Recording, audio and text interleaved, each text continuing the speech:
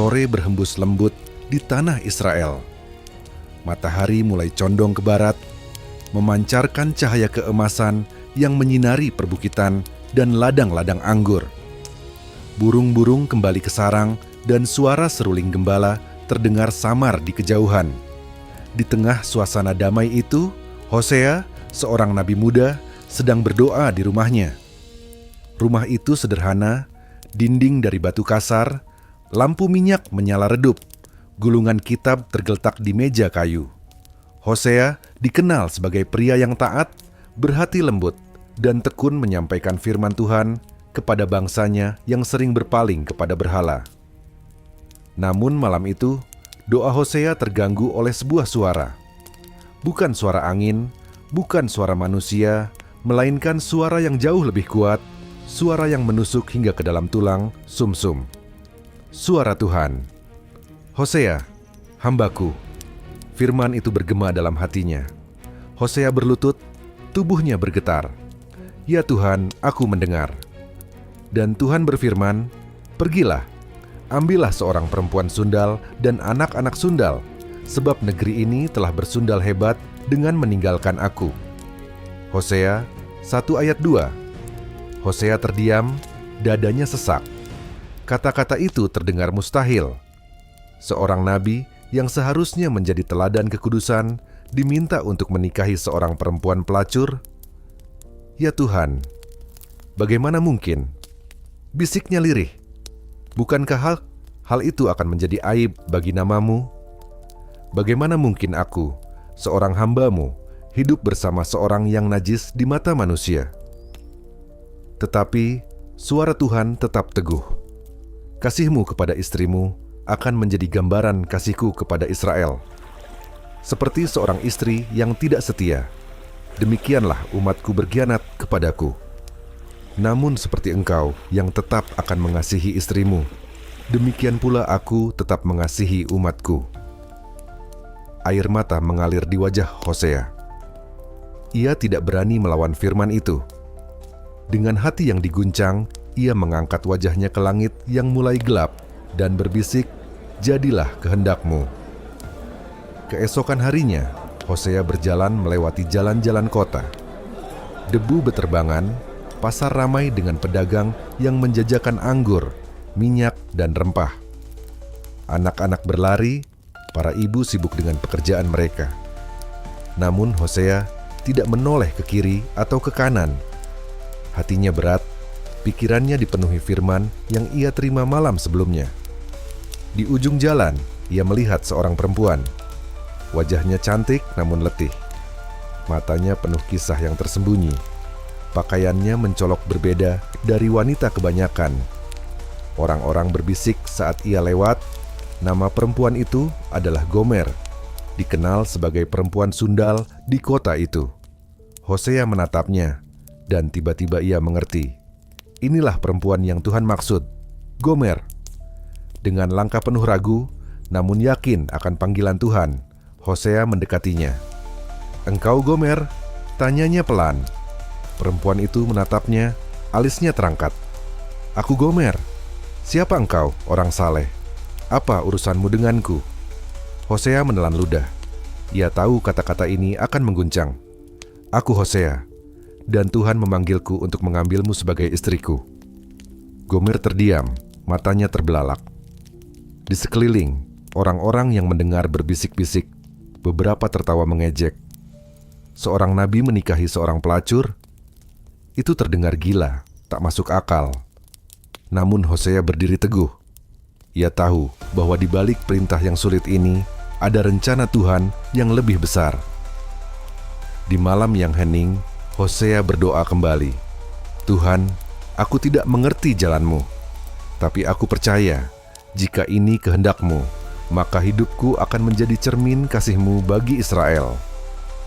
Ia menatap ke arah Gomer, yang kini menjadi bagian dari takdirnya. Entah kemana jalan ini akan membawanya, ia tidak tahu.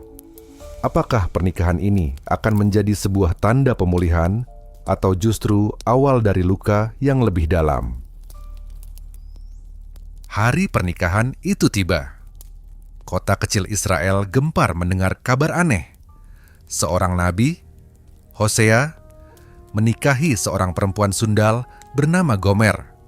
Sebagian orang terperangah, sebagian lagi mencibir, dan tidak sedikit yang menertawakan.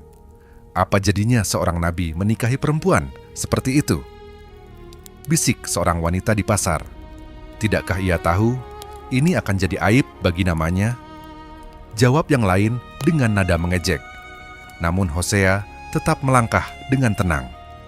Ia mengenakan jubah sederhana, wajahnya berseri meski hatinya penuh beban. Di sampingnya, Gomer berdiri dengan tatapan penuh tanda tanya. Ia tidak terbiasa diperlakukan seperti seorang istri yang sah. Selama ini, ia hanya mengenal hidup dalam bayang-bayang dosa dan penghinaan. Di hadapan para saksi, Hosea mengucapkan janji. Aku menerima engkau, Gomer, bukan karena engkau sempurna, tetapi karena Tuhan memanggilku untuk mengasihi engkau. Gomer menunduk. Dalam hatinya, ia bertanya-tanya, apakah mungkin ada kasih yang tulus untuk dirinya, seorang perempuan yang dianggap najis oleh masyarakat? Hari-hari berlalu. Gomer tinggal di rumah Hosea, mencoba menjalani kehidupan baru. Namun bayangan masa lalunya masih menghantui. Hosea berusaha dengan sabar, memperlakukannya dengan hormat, menaruh makanan di meja, dan menunjukkan kasih meski sering dibalas dengan dingin. Tak lama kemudian, Gomer mengandung. Anak pertama lahir, dan Tuhan berfirman kepada Hosea, "Namailah dia Yizreel, sebab sedikit waktu lagi, aku akan menghukum keluarga Yehu, karena hutang darah di lembah Yizreel, dan aku akan mengakhiri kerajaan kaum Israel." Hosea 1 ayat 4. Nama itu menggema ke seluruh kota, Yizreel. Sebuah nama yang bukan sekadar panggilan, tetapi nubuat penghukuman. Waktu berjalan, Gomer kembali mengandung. Anak kedua lahir, kali ini seorang perempuan. Tuhan kembali berfirman, "Namailah dia Lo-ruhama, sebab aku tidak akan menyayangi lagi kaum Israel dan tidak akan mengampuni mereka." Hosea 1 ayat 6. Tangisan bayi perempuan itu terdengar, tetapi namanya membawa beban yang berat. Lo-ruhama artinya tidak disayangi. Hosea memandang putrinya dengan mata berkaca-kaca. Ia tahu Tuhan sedang berbicara melalui keluarganya. Setiap anak menjadi tanda bagi bangsa yang telah berpaling dari kasihnya. Beberapa waktu kemudian, Gomer melahirkan lagi seorang anak laki-laki. Tuhan berfirman, "Namailah dia Lo-ami, sebab kamu ini bukan umatku, dan aku ini bukan Tuhanmu." Hosea 1 ayat 9. Nama itu mengguncang. Lo-ami artinya bukan umatku. Hosea menggendong anak kecil itu dengan hati remuk. Bagaimana mungkin seorang ayah menatap wajah anaknya dan memanggilnya dengan nama penolakan? Namun itulah nubuat Tuhan untuk Israel, umat yang berkhianat kepadanya. Kini rumah Hosea menjadi panggung hidup bagi pesan Tuhan. Setiap orang yang mendengar nama anak-anaknya akan teringat Yizreel, Lo-ruhama, Lo-ami, hukuman, penolakan, dan kasih yang ditarik kembali. Namun meski tanda-tanda itu berat, Hosea masih terus setia pada panggilan Tuhan. Ia merawat Gomer dan anak-anak mereka dengan sabar. Tetapi jauh di lubuk hatinya, Hosea bisa merasakan sesuatu. Gomer tidak sepenuhnya bersama dia. Tatapan kosong istrinya, sering hilangnya ia tanpa alasan, adalah tanda bahwa badai sedang mengintai rumah tangga mereka. Apakah cinta seorang nabi cukup kuat untuk menahan seorang istri yang hatinya masih terpikat oleh masa lalunya? Malam turun perlahan di atas rumah Hosea. Lampu minyak menyala redup. Anak-anak tertidur pulas, sementara Hosea duduk termenung di depan pintu rumah. Angin malam membawa suara-suara jauh dari kota. Tawa, musik, dan teriakan orang yang sedang berpesta. Namun di dalam rumah ada kehampaan. Hosea menoleh, mencari sosok Gomer. Tetapi istrinya tidak ada. Perempuan itu semakin sering keluar tanpa penjelasan. Awalnya, Hosea mencoba percaya. Mungkin ia hanya pergi ke pasar atau menjenguk kenalan. Namun malam demi malam, Gomer pulang semakin larut. Kadang tidak pulang sama sekali. Hosea tahu, hatinya berkata jujur. Gomer sedang kembali kepada kehidupan lamanya. Suatu sore, Hosea mendengar bisik-bisik di pasar. Itu istri Nabi. Aku melihatnya bersama pria asing. Benarkah? Hosea terlalu baik untuk perempuan seperti itu. Kasihan sekali. Nabi itu ditipu di depan mata seluruh kota. Setiap kata menusuk seperti pedang. Hosea menunduk, menahan air mata. Ia ingin marah, ingin menjerit kepada Tuhan. Mengapa engkau biarkan ini terjadi? Tetapi di kedalaman hatinya, ia teringat firman Tuhan di awal panggilan. Kasihmu kepada istrimu akan menjadi gambaran kasihku kepada Israel. Gomer, yang pernah dipeluk dalam kasih seorang nabi, kini memilih untuk mengejar pria-pria lain. Ia terbuai oleh janji manis, hadiah-hadiah mewah, dan kehidupan penuh pesta. Hosea menunggu. Malam demi malam ia menyalakan lampu minyak di jendela, berharap Gomer pulang. Tetapi seringkali hanya kesunyian yang datang. Di satu malam yang hening, Hosea berdoa di hadapan Tuhan. Tuhan, hatiku remuk. Aku mengasihinya, tetapi ia terus meninggalkanku. Bagaimana aku dapat menanggung semua ini? Air matanya jatuh ke lantai, tetapi dalam keheningan itu, ia mengerti. Rasa sakitnya adalah bayangan kecil dari sakit hati Tuhan sendiri. Seperti Hosea yang dikhianati oleh Gomer, demikian pula Tuhan dikhianati oleh Israel yang berpaling kepada berhala. Hari-hari berlalu, dan akhirnya Gomer benar-benar pergi. Ia tidak lagi pulang. Anak-anak bertanya, "Ayah, di mana ibu?" Hosea hanya bisa terdiam, memeluk mereka erat-erat. Di jalan-jalan kota, Hosea sesekali melihat Gomer dari jauh, tertawa bersama pria lain, mengenakan perhiasan yang bukan darinya. Tetapi ia tidak berteriak, tidak mengejarnya dengan amarah. Ia hanya menatap dengan mata yang penuh luka. Apakah Hosea akan menyerah dan membiarkan Gomer binasa dalam jalan hidupnya? Ataukah ia akan melakukan sesuatu yang tak masuk akal? Mengejarnya, membelinya kembali, dan mengasihinya sekali lagi?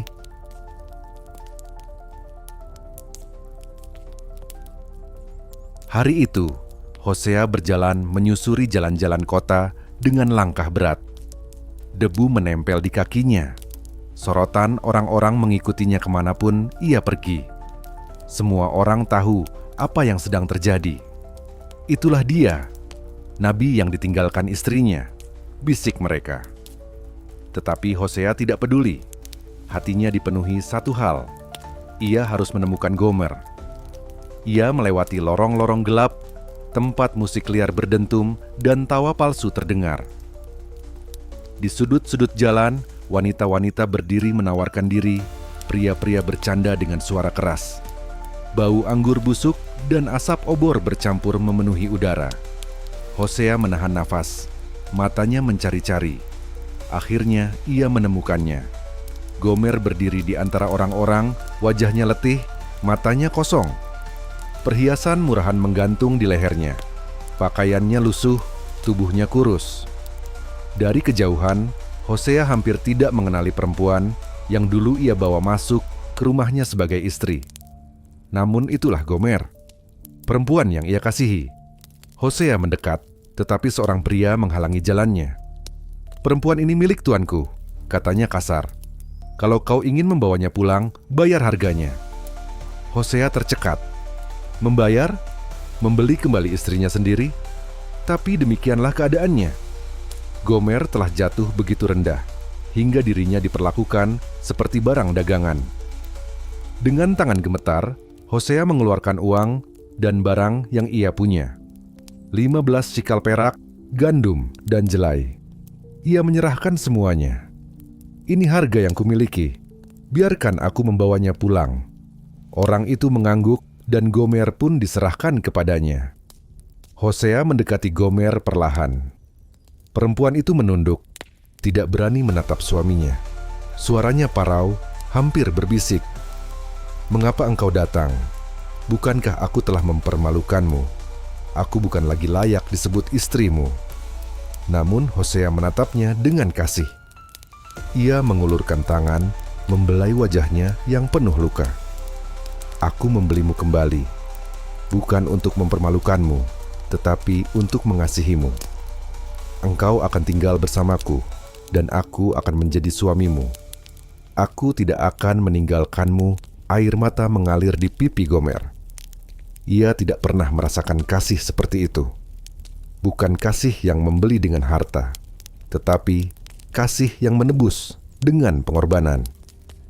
Di malam itu, saat mereka berjalan pulang melewati jalan sepi, Hosea menatap langit dan berdoa dalam hati, "Tuhan, seperti aku menebus Gomer, demikianlah Engkau menebus Israel dari pengkhianatannya. Kasih-Mu lebih besar daripada semua dosa mereka. Apakah bangsa Israel akan mengerti pesan kasih yang disampaikan lewat pernikahan Hosea? Ataukah mereka tetap keras hati, menolak kasih Tuhan yang setia?" Hari-hari setelah Hosea menebus Gomer dipenuhi keheningan yang dalam. Di rumah kecil itu, Gomer belajar kembali menjadi seorang istri. Ia duduk bersama anak-anak, menyiapkan makanan, dan berusaha menghapus luka masa lalu. Hosea tidak pernah melemparkan kata-kata tajam kepadanya. Sebaliknya, ia menatapnya dengan kasih yang tak tergoyahkan. Namun di balik rumah yang sederhana itu, Hosea tahu bahwa hidupnya bukan hanya tentang dirinya dan Gomer. Tuhan sedang menulis kisah yang lebih besar. Suatu malam, firman Tuhan datang lagi kepadanya. "Aku akan memikat kembali Israel seperti engkau memikat Gomer.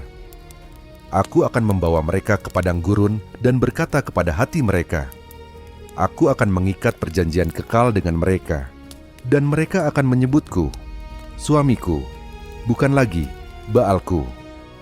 Hosea 2 ayat 14-16. Hosea terdiam, hatinya bergetar. Ia mengerti bahwa seluruh penderitaannya bersama Gomer bukanlah sia-sia. Itu adalah cermin dari kasih Tuhan yang tidak menyerah meski dikhianati.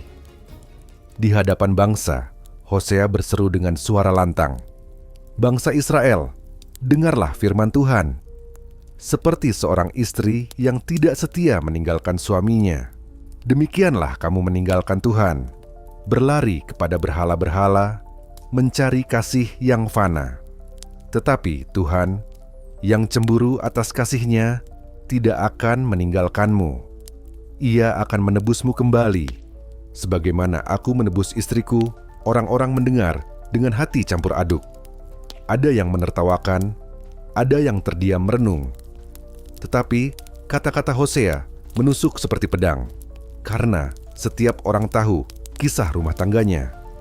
Mereka tahu aibnya, dan justru melalui aib itulah pesan Tuhan menjadi nyata. Hosea menatap anak-anaknya, Yezreel, Lo-Ruhama, Lo-Ammi.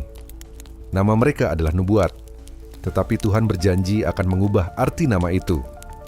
Yang dahulu disebut Lo-Ruhama tidak disayangi, akan disebut Ruhama, disayangi. Yang dahulu disebut Lo-Ammi, bukan umatku, akan disebut Ammi, umatku. Hosea 2 ayat 23. Air mata membasahi wajah Hosea. Dari penolakan lahirlah penerimaan. Dari murka lahirlah kasih. Inilah misteri kasih Tuhan. Kasih yang tidak pernah menyerah. Kasih yang menebus kembali umat yang memberontak. Namun di balik janji itu, Hosea juga mendengar firman tentang penghukuman. Israel akan menuai akibat pengkhianatannya. Negeri akan goncang, pedang akan datang, dan mereka akan tercerai-berai. Tetapi bahkan dalam penghukuman ada benih pengharapan. Tuhan akan memulihkan mereka pada waktunya. Apakah bangsa Israel akan mendengarkan nubuat ini dan kembali kepada Tuhan? Ataukah mereka akan tetap keras hati hingga murka Tuhan benar-benar turun atas mereka? matahari sore meredup di atas bukit-bukit Samaria. Hosea berdiri di ambang rumahnya, menatap langit yang berwarna merah keemasan. Di sampingnya, Gomer berdiri dengan wajah yang telah berubah. Wajah yang dulu penuh kesombongan, kini memancarkan kerendahan hati. Mata yang dulu kosong kini menyimpan rasa syukur yang dalam. Di dalam rumah, suara anak-anak terdengar riang. Yizriel, Lo-Ruhama, dan Lo-Ami berlari-lari, tertawa, memanggil ayah dan ibu mereka. Hosea menatap mereka dengan mata berkaca-kaca, teringat bahwa bahkan nama mereka pernah menjadi tanda murka Tuhan. Tetapi sekarang, nama-nama itu telah diubah menjadi nubuat pengharapan. Yang tidak disayangi, kini disayangi. Yang bukan umatku, kini menjadi umatku. Hosea menoleh kepada Gomer. Perempuan itu menunduk, lalu berbisik dengan suara lirih. "Mengapa engkau tetap mengasihiku, padahal aku sudah menghancurkan hatimu berkali-kali?" Hosea tersenyum, menaruh tangannya di bahu istrinya. Karena itulah yang dilakukan Tuhan kepada kita semua. Kita berkhianat, tetapi Dia tetap mengasihi. Kita lari, tetapi Dia mengejar. Kita jatuh, tetapi Dia menebus air mata mengalir di pipi Gomer. Untuk pertama kalinya dalam hidupnya, ia benar-benar mengerti arti kasih sejati. Hari-hari berikutnya, Hosea terus bernubuat di hadapan bangsa Israel. Kadang dengan kata-kata keras, memperingatkan tentang hukuman. Kadang dengan suara penuh kasih, mengingatkan mereka akan janji pemulihan. Ia tidak pernah lelah, karena hidupnya sendiri adalah kesaksian. Orang-orang yang melihat Hosea dan Gomer berjalan bersama di pasar tidak lagi hanya berbisik-bisik. Kini mereka mengingat bagaimana seorang nabi memilih untuk menebus istrinya. Dan mereka mengerti, itu adalah gambaran kasih Tuhan. Akhirnya, kisah Hosea dan Gomer menjadi sebuah nubuatan hidup yang abadi. Bukan sekadar cerita tentang seorang suami dan istri, tetapi cermin dari hubungan Tuhan dengan umatnya. Kasih manusia bisa gagal, tetapi kasih Tuhan tidak pernah gagal. Kesetiaan manusia bisa goyah, tetapi kesetiaan Tuhan tidak pernah goyah. Pengkhianatan manusia bisa berulang, tetapi pengampunan Tuhan selalu lebih besar. Di senja yang tenang, Hosea berdoa sambil menatap ke arah keluarganya. "Tuhan, kasih-Mu lebih besar daripada segala pengkhianatan. Biarlah hidupku menjadi saksi bahwa Engkau adalah Tuhan yang setia, sekalipun kami tidak setia." Dan di balik doa itu, gema nubuat Hosea terus menggema lintas zaman, bahwa Tuhan adalah suami yang setia dan umatnya adalah kekasih yang meski sering berkhianat, tetap dikejar oleh kasih yang tidak pernah menyerah. Dengan demikian, kisah Hosea dan Gomer ditutup bukan dengan murka, melainkan dengan kasih yang menebus. Sebuah pesan abadi bagi setiap hati yang berani mengakui kesalahan, menerima pemulihan, dan berserah pada kasih yang tak berkesudahan.